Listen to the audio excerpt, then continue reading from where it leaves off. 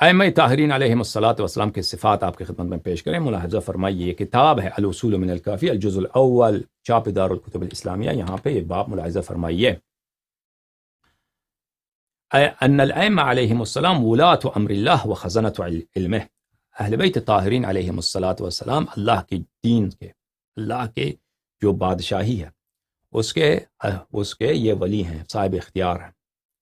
ولاۃ امر اللہ، امر اللہ یعنی دین اللہ، یا امر اللہ اللہ تعالیٰ کی جو مملکت ہے، اللہ تعالیٰ کی جو بادشاہی، جو سلطنت ہے، اس کے ولی کون ہے؟ اس کے ولی اہل بیت طاہرین علیہم الصلاۃ والسلام ہیں. پہلی حدیث دیکھیں.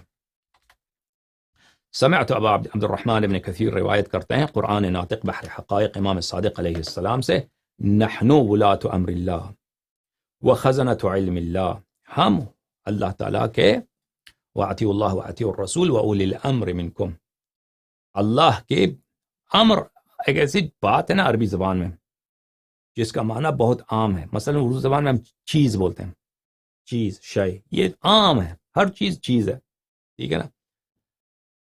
اس کا ترجمہ اگر کریں گے نا، اتنی عام چیز ہے کلمہ امر، کہ اس کا ترجمہ اگر کریں نا تو اس کو اردو میں مشکل ہے. یعنی ہر چیز امر ہے، امر ہے. اللہ کی دین کہیں گے، اللہ کی بات کہیں گے، اللہ کی جو اللہ کا جو ہدایت ہے، اس کے ولی کون ہے؟ اس کے ولی ہیں اہل بیت طاہرین علیہم الصلاۃ والسلام.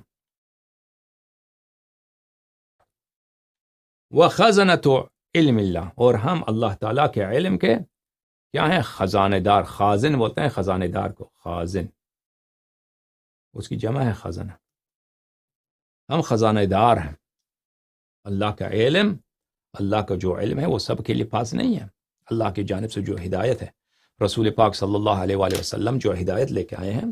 مثلا رسول پاک صلی اللہ علیہ وآلہ وسلم خبر دیتے تھے، ان کا موجود ہے بخاری میں، کئی ایک جگہ موجود ہے.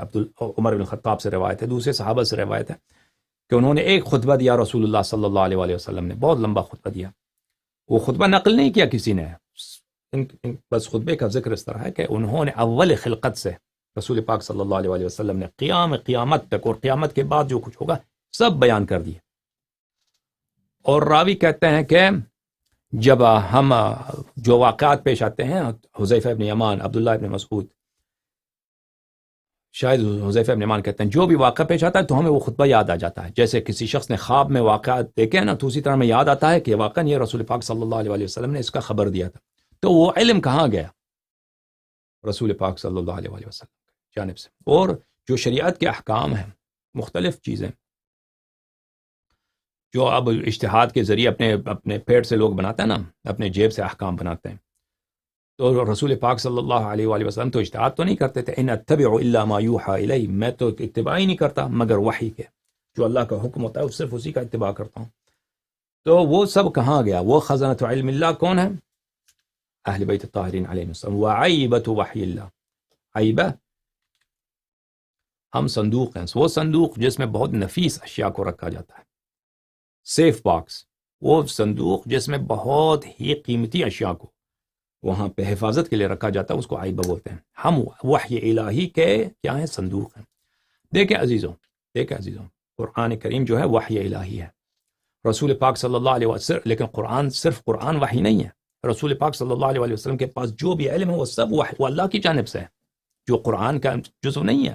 وہ علوم جو قرآن کا جزو نہیں ہے، ٹھیک ہے نا.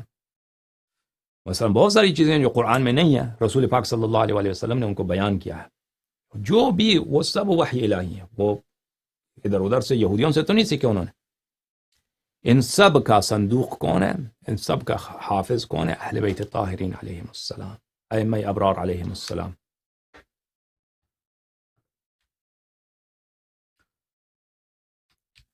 سورہ ابن کلیب فرماتے ہیں کہ حضرت قرآن ناطق بحر حقائق امام باقر علوم النبیین علیہ السلام نے فرمایا، واللہ انا لخزان اللہ فی سمائہ و ارضہ. اللہ تعالیٰ کی قسم کہ ہم اللہ کے خزانہ دار ہیں، اللہ کے خزانے کے مالک، اللہ کے خزانوں کے صاحب، اللہ کے خزانوں کے صاحب اختیار ہم ہیں، زمین پر بھی آسمانوں پر بھی.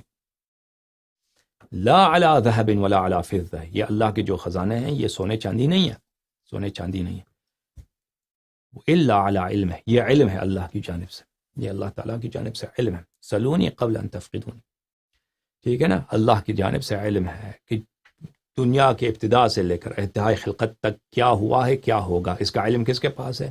ائمہ ابرار علیہ السلام کے پاس، رسول اللہ صلی اللہ علیہ وسلم کے پاس، ٹھیک ہے نا۔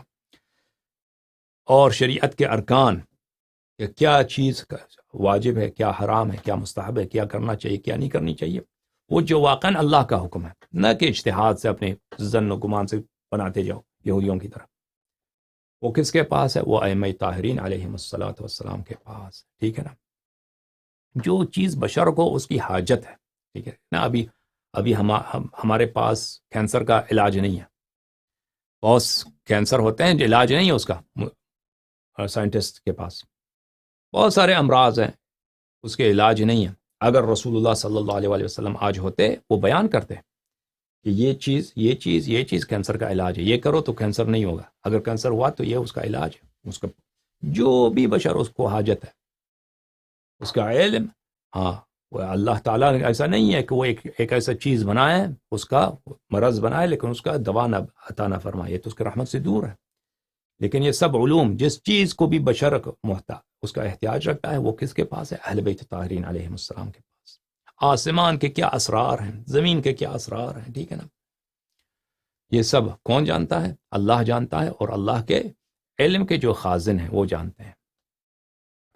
اچھا، حضرت امام باقر علوم النبیین علیہ الصلاۃ والسلام نے سے روایت ہے کہ سدیر نے ان سے کہا قلت له جعلت فداک ما انتم، میں نے عرض کیا کہ میں آپ پہ فدا ہو جاؤں یا امام باقر علوم النبیین، سلام من اللہ علیہ، آپ کون ہیں، آپ کا مرتبہ کیا، اپنی تعریف کریں، اپنی معرفی کر دیں، آپ کون ہیں؟ فرمایا کہ نحنو خزان علم اللہ، ہم اللہ تعالیٰ کے علم کے خزانے دار ہیں، اللہ تعالیٰ کا علم خزانہ ہے، یہ خزانہ محفوظ ہے، ہاں یہ نہ سفیان ثوری کے پاس ہے، نہ اوزاعی کے پاس ہے، نہ شعبی کے پاس ہے، نہ حسن بصری کے پاس ہے، نہ ابو بکر کے پاس تھا، نہ عمر کے پاس تھا، نہ یزید کے پاس تھا، نہ معاویہ کے پاس تھا، یہ علوم رسول اللہ صلی اللہ علیہ وسلم دنیا سے گئے، وہ ضائع کر کے نہیں گئے کہ آئے تھے اللہ نے اتنا علم ان کو دیا تھا کہ سب جانتے تھے لیکن وہ گئے ان علم بھی ختم ہو گیا، کہ بھیجنے کا فائدہ ہی کیا، یا اللہ ایسے رسول بھیجنے کا فائدہ کیا نا، اتنا علم ان کو دیا تھا آپ نے، ایسے لوگوں کے درمیان جو سب ان پڑھ ہیں اور کسی نے ان سے سیکھا بھی نہیں، وہ بس دنیا سے چلے گئے، بس سب ضائع ہو گیا نا۔ قرآن بھی آپ نے بھیج دی، وہ قرآن بھی متفرق تھا، اس کی تفسیر بھی جو صرف 20 صفحے بچ گئے، تو اس کا فائدہ کیا، ٹھیک ہے نا، نہیں، اللہ تعالیٰ بشر کو ضائع نہیں کرتا، نحن خزان علم اللہ، ہم علم کے خزانے ہیں، ونحن تراجمۃ وحی اللہ، ہم وحی الہی کے ترجمان ہیں، وحی الہی کے لسان ہیں، وحی الہی کے معلم ہیں، ونحن الحجۃ البالغہ علی من دون السماء وفوق الارض، ہم سب آسمانوں کے رہنے والے اور زمین پر رہنے والوں کے لیے اللہ تعالیٰ کے حجت بالغہ ہیں، حجت بالغہ یعنی وہ واضح دلیل کہ وہ اس کے ساتھ مثلا کسی احتجاج کرنے کی منازع کرنے کی ضرورت ہی نہ پڑے نا، اتنی واضح دلیل ہو، وہ کون ہے؟ وہ حضرت امام حجت علیہ السلام ہیں۔ ہم جو ہیں ہم تو آپ کے لیے روایت پڑھتے ہیں، روایت استدلال کرتے ہیں، مناظرے کرتے ہیں، آپ کو شبہ شک پیش آتا ہے تو پھر اس کے لیے کتاب لانا پڑتا ہے، ٹھیک ہے نا، لیکن حضرت امام حجت علیہ السلام کی ذات ایسی ہے، ان کی لسان ایسا، ان کا بیان ایسا ہے، ان کے معجزات ایسے ہیں، ٹھیک ہے نا، ہر شخص کے ساتھ اس کے اپنی زبان میں خطاب کرو، ٹھیک ہے نا،